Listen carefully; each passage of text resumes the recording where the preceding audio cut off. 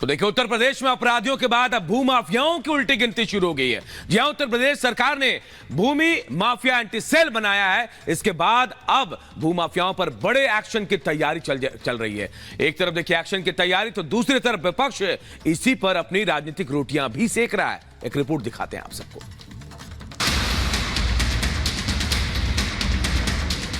UP में गुंडों के बाद भूमाफिया की शामत।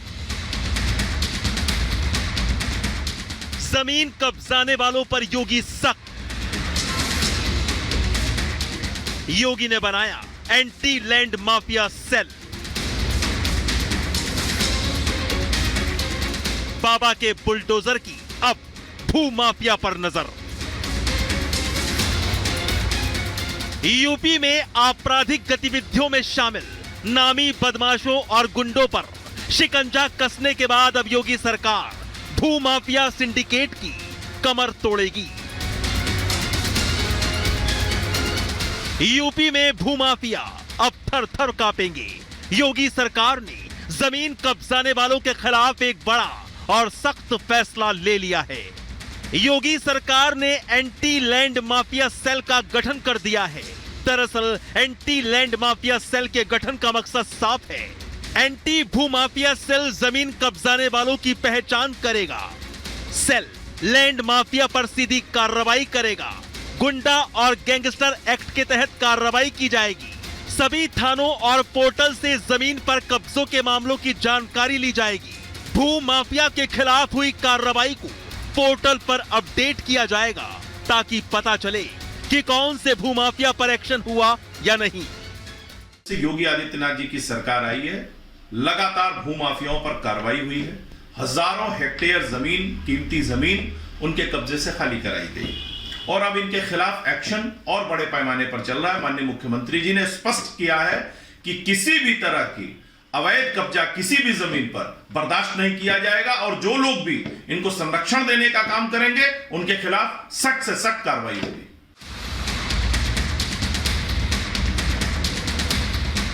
दरअसल लखनऊ में पुलिस कमिश्नर के आदेश पर एंटी भूमाफिया सेल बनाया गया है। जमीन पर कब्जा करने वालों पर लखनऊ पुलिस बड़ा एक्शन लेगी, लेकिन भूमाफिया पर एक्शन के लिए गठन किए गए एंटी लैंड माफिया सेल पर विपक्ष सियासत करने से भी नहीं चूक रहा।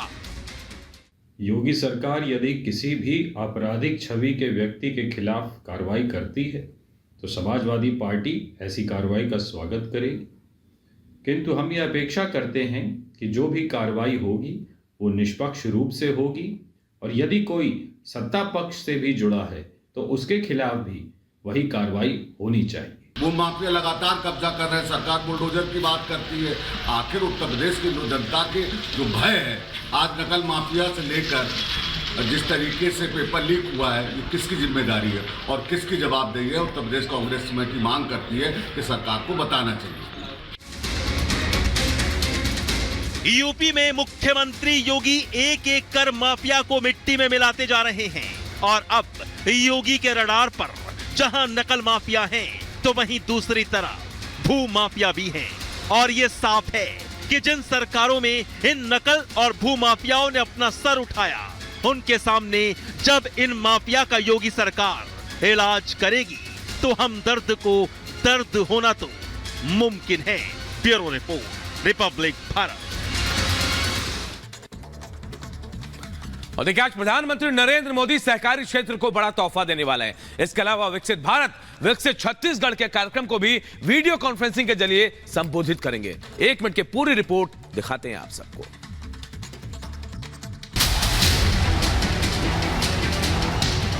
देश के सहकारी क्षेत्र को मजबूती प्रदान करने की दिशा में प्रधानमंत्री नरेंद्र मोदी आज बड़ी सौगात देंगे।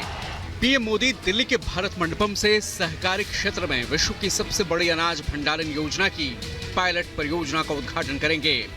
साथ ही कृषि से जुड़ी कई बुनियादी सुविधाओं के निर्माण के लिए देश भर में अतिरिक्त 500 PACS यानी प्राथमिक कृषि ऋण समितियों की आधारशिला भी रखेंगे, जिसका उद्देश्य राष्ट्रीय सहकारी विकास निगम के नेतृत्व में देश में आर्थिक विकास को बढ़ावा देना है। वहीं आज पीएम मोदी वीडियो कॉन्फ्रेंसिंग के जरिए विकसित भारत, विकसित छत्तीसगढ़ कार्यक्रम को भी संबोधित करेंगे। इस दौरान राज्य के विकास के लिए 34,400 करोड़ की कई विकास योजनाओं का लोकार्पण और शिलान्यास भी करेंगे, जो सड़क, रेलवे, कोयला, बिजली और सौर ऊर्जा समेत कई क्षेत्रों की जरूरतों को पूरा करेगी। Bureau report, Republic Bharat. और बात असम के हिमंता बिस्वा सरकार की, तो हिमंता बिस्वा शर्मा ने देखिए एक और एक्शन लिया है। बाल विवाह रोकने के लिए मुस्लिम मैरिज एक्ट पर रोक लगा दी, इसे रद्द कर दिया गया। 1 मिनट में पूरी खबर आप सबको बताते हैं।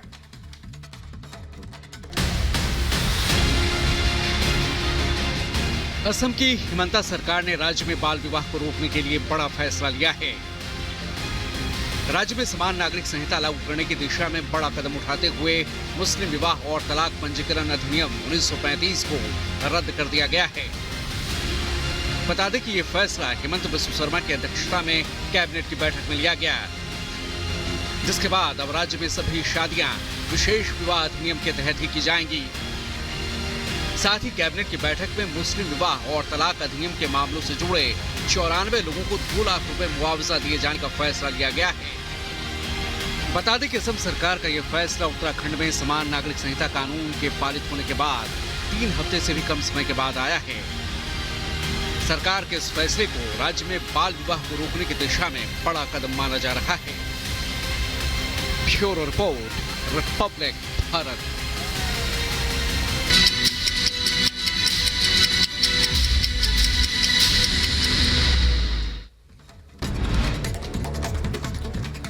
प्रयागराज में हुए हत्याकांड की पहली बरसी आज। उमेश पाल समेत 2 सरकारी गनर की हुई थी हत्या। माफिया अतीक अहमद के गुर्गों ने हत्याकांड को दिया था अंजाम।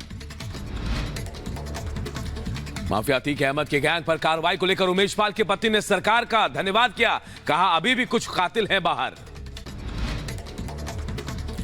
पीएम मोदी सहकारी क्षेत्र को देंगे बड़ी सौगात, कई परियोजनाओं का उद्घाटन और शिलान्यास करेंगे। भारत मंडपम में होगा कार्यक्रम का आयोजन।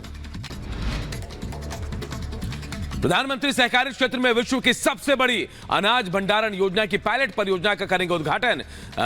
कृषि ऋण समितियों के आर्थिक विकास को भी बढ़ावा देंगे। सहकारी क्षेत्र के इस कदम का उद्देश्य पीएससीएस गोदामों को खाद्यान्न आपूर्ति करवाने का है। वहीं राष्ट्रीय सहकारी विकास निगम को बेहतर बनाने का भी लक्ष्य रखा गया है। पीएम मोदी आज विकसित भारत और विकसित छत्तीसगढ़ कार्यक्रम को भी संबोधित करेंगे। कार्यक्रम के दौरान 34,400 करोड़ रुपए के से अधिक की कई विकास परियोजनाओं का उद्घाटन भी करेंगे। पीएम मोदी सड़क, रेलवे, कोयला, बिजली और सौर ऊर्जा सहित कई महत्वपूर्ण क्षेत्रों को सौगात देने वाले हैं। पहले चरण में 15,800 करोड़ रुपए की सौगात देंगे। प्रधानमंत्री साउथ ईस्टर्न कोलफील्ड्स लिमिटेड की 3 प्रमुख फास्ट माइल कनेक्टिविटी परियोजनाओं का भी उद्घाटन करेंगे। करीब 600 करोड़ रुपए से ज्यादा की है परियोजना। लोकसभा चुनाव को लेकर आज दिल्ली में बीजेपी अध्यक्ष जेपी नड्डा की बैठक है। सभी राज्यों के चुनाव प्रभारी रहेंगे मौजूद। मध्य प्रदेश के नीमच में मुख्यमंत्री मोहन यादव का मेगा रोड शो के दौरान हजारों की संख्या में जुटे लोग, सीएम पर की गई फूलों की बारिश। बिहार के आरा में लोकसभा चुनाव की सरगर्मियां तेज। बीजेपी के दिग्गज नेता बिहार के चुनावी मैदान में उतरे। यूपी के डिप्टी सीएम केशव प्रसाद मौर्य ने भी लोगों को संबोधित किया।